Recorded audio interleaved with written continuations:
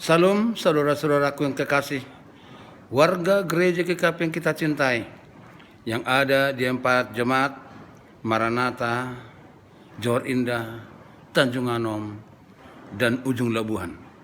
Semoga perjumpaan kita pada malam hari ini membawa berkat bagi keluarga kita, membawa berkat bagi gereja kita, dan kasih Tuhan senantiasa bisa kita nikmati di tengah-tengah kehidupan keseharian kita. Walaupun kita harus melewati liku-liku kehidupan yang menuntut kita memiliki sikap yang jelas dalam kaitannya dengan kepercayaan kita.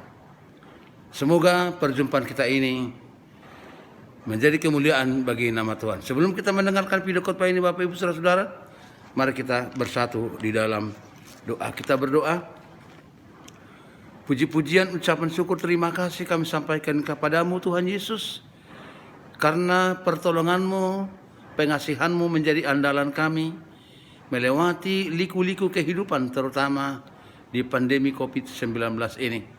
Tolong kami Tuhan, agar tidak ada di antara kami yang menjadi berputus asa, agar tidak ada di antara kami yang hilang pengharapan dan menjadi patah semangat.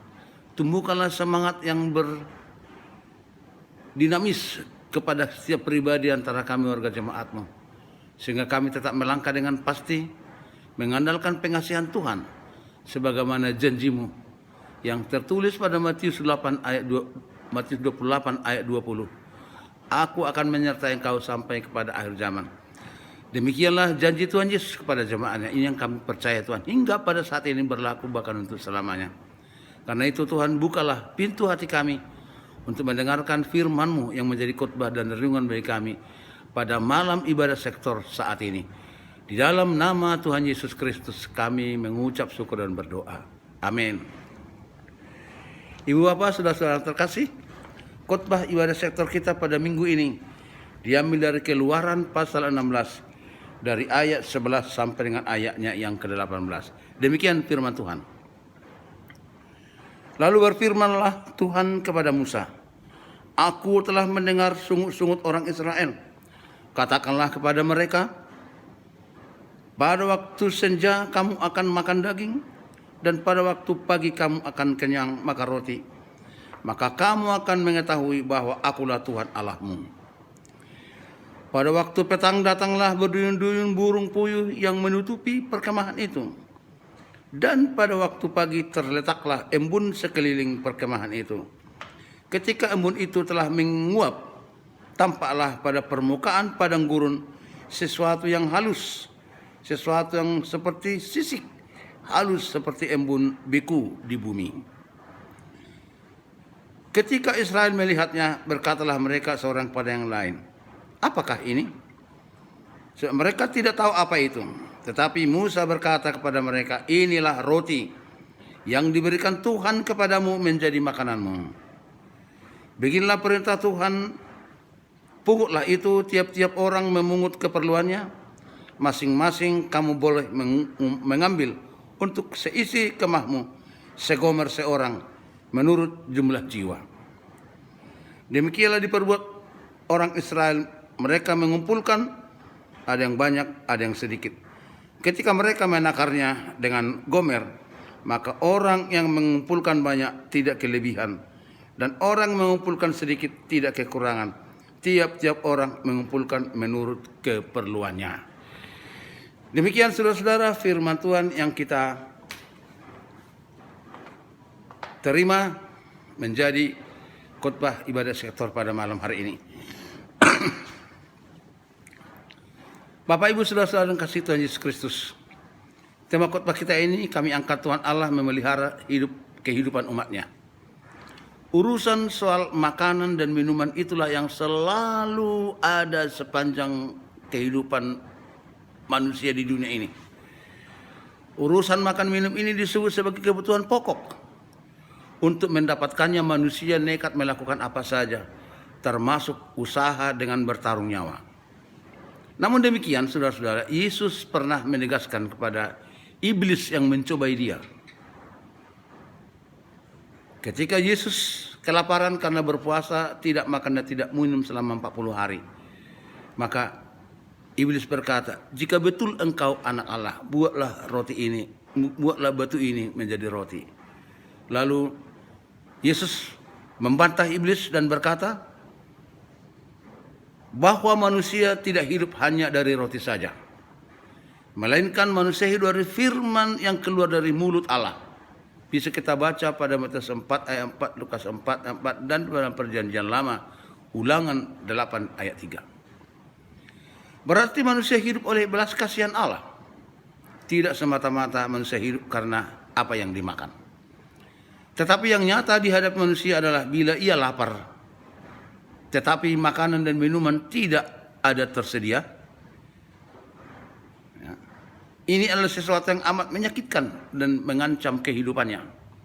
Demikianlah umat Israel protes dan marah kepada Musa, pemimpin mereka, ketika umat itu kekurangan makanan, padahal baru sekitar 1,5 bulan mereka meninggalkan Mesir. Baru 1,5 bulan mereka meninggalkan perhambaan. Mereka sudah bersungut-sungut.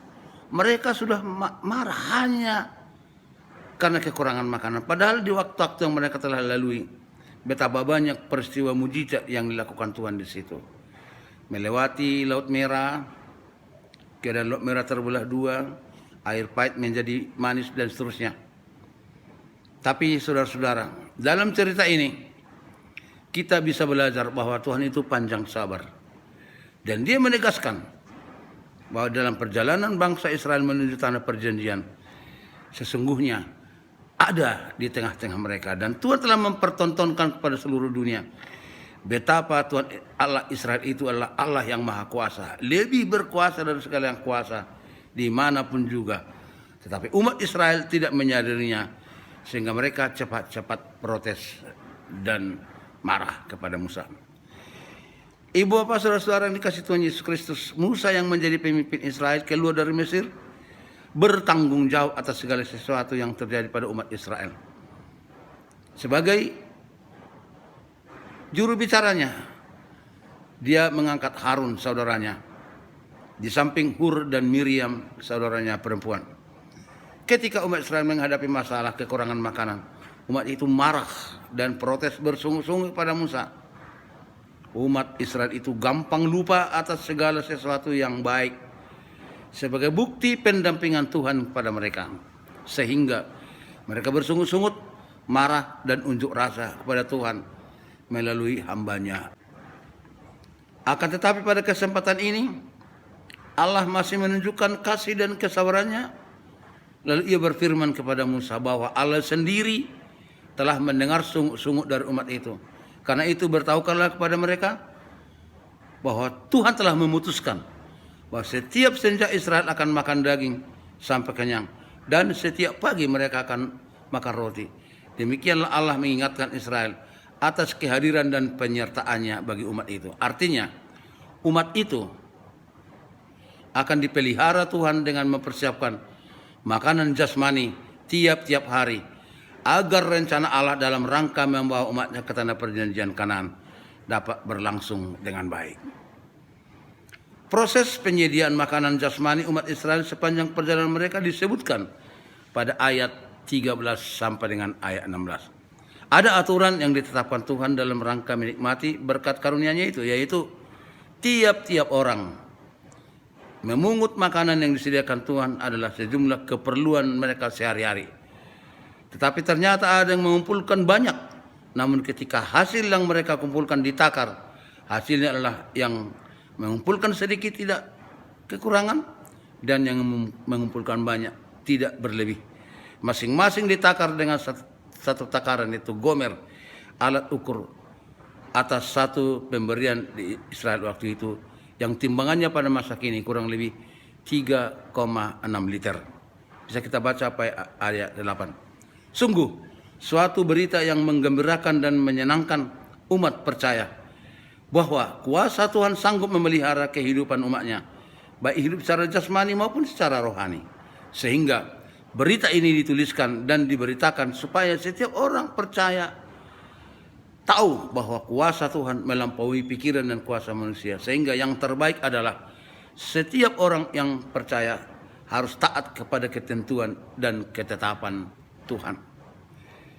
Saudara-saudara yang dikasihi oleh Tuhan Yesus Kristus, Tuhan memberi kehidupan kepada manusia dengan maksud agar manusia menghormatinya, memuliakannya, meninggikannya, bukan menyalahkannya ketika manusia punya masalah.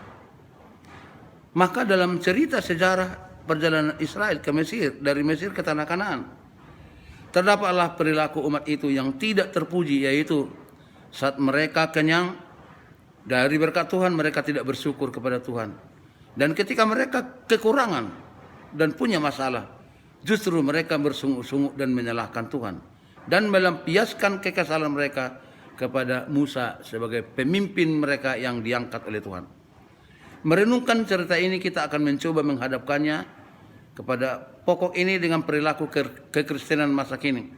Ada hal yang terlihat saat ini secara terang benderang. Banyak beranggapan bahwa ketika kita ikut Yesus, maka dalam hidup ini tidak ada lagi masalah.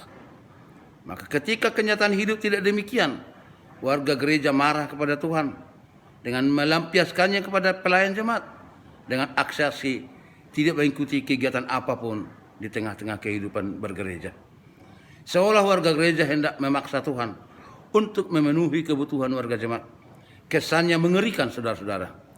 Bukan warga jemaat lagi yang harus tunduk kepada Tuhan lewat gerejanya, tetapi Tuhan hendak dipaksa tunduk kepada keinginan warga jemaat itu sendiri. Karena itu Bapak Ibu Saudara-saudara, khotbah ini menjadi peringatan bagi kita semua yang hidup di zaman ini, berusaha menghindari sifat dan sikap seperti Israel dalam khotbah ini yang kerap menyalahkan Tuhan bila menghadapi masalah atau kesulitan hidup saat ini.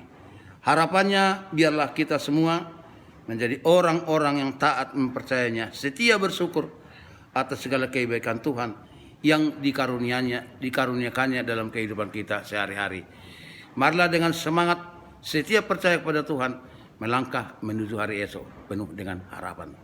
Amin. Terima kasih Tuhan, firman-Mu telah menyapa kami lewat sabda-Mu yang telah diwartakan oleh hamba-Mu.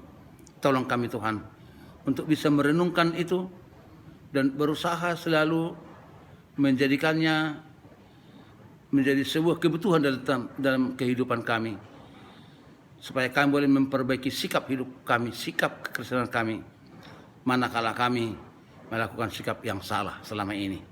Berkatilah firman-Mu yang telah kami dengar Tuhan, supaya itu menjadi sukacita bagi perjalanan hidup kami menuju hari esok.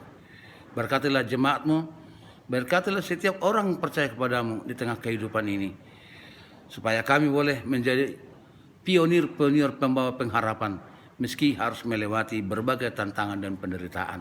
Ampuni segala dosa kami Tuhan, terimalah doa kami. Kami berdoa di dalam nama Yesus Kristus Tuhan kami. Amin.